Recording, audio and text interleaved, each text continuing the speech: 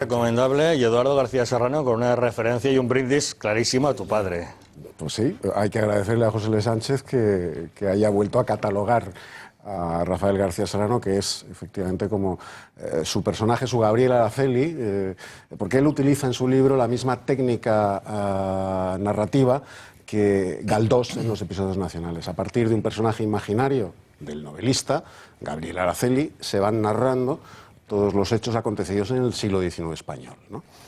Bueno, pues en su novela hace exactamente lo mismo, es una novela histórica y a partir de ese personaje imaginario, ese periodista que a través de los textos de mi padre llega a la historia de la Guerra Civil, pues va narrando toda la historia de Santiago Carrillo, del Partido Comunista, de sus implicaciones directísimas, por supuesto en Paracuellos del Jarama, en el asesinato de estos 202 camaradas de Carrillo del Partido Comunista, incómodos para Moscú.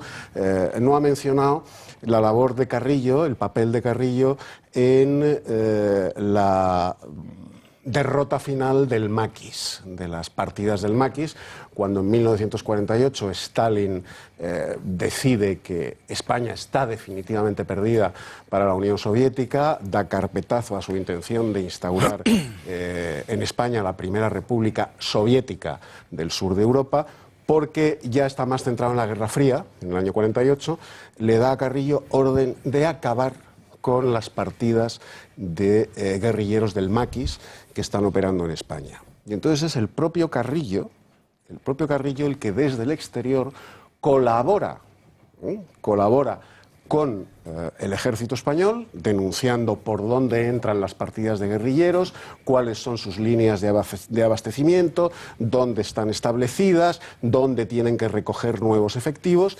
Colabora con el ejército, con la Guardia Civil y con los servicios de información españoles, delatando a todos y cada uno de los jefes de partidas de los maquis, que son finalmente unos apresados y otros muertos en sus enfrentamientos, o bien con el ejército o bien con la Guardia Civil, en el Pirineo, en Castilla-León, en la zona de Valencia y del Maestrazgo. Hubo muchísimas partidas que se enfrentaron a la Guardia Civil y al ejército, y a partir del 48 es Carrillo, Santiago Carrillo, el que proporciona esa información por orden directa de Stalin para que sean eliminados, porque Stalin ya ha desechado la instalación en España de una república soviética en el sur de Europa.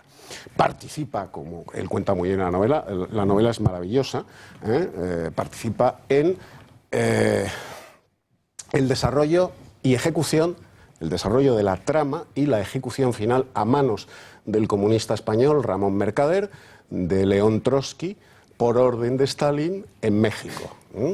Ramón Mercader lo asesina con un piolet de montaña,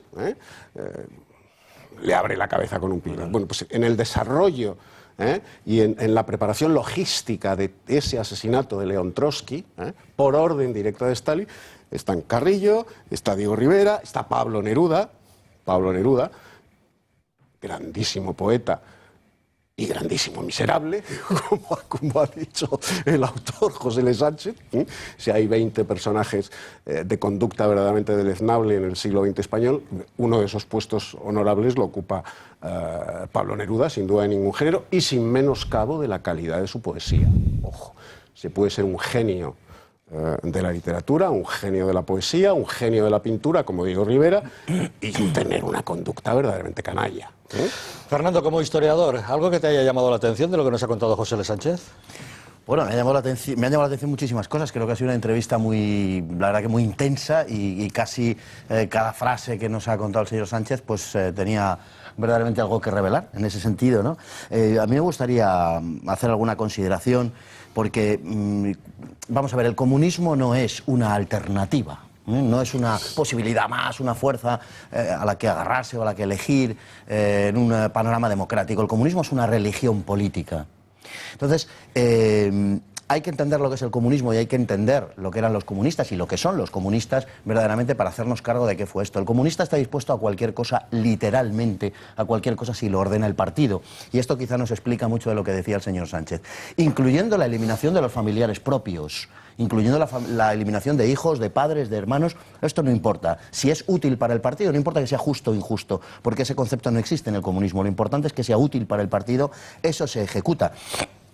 Ha habido casos clarísimos, el caso, por ejemplo, Stalin, su mano derecha era Molotov, su mujer estaba en un campo de concentración, Polina, era judía, estuvo 2 veces en un campo de concentración, Molotov pasó largos años al lado de Stalin, jamás se dirigió a Stalin para preguntarle por la suerte de su mujer, el partido había decidido que tenía que estar en el Gulag, punto y final, y no se hablaba más de la cuestión, ¿no? Hoy el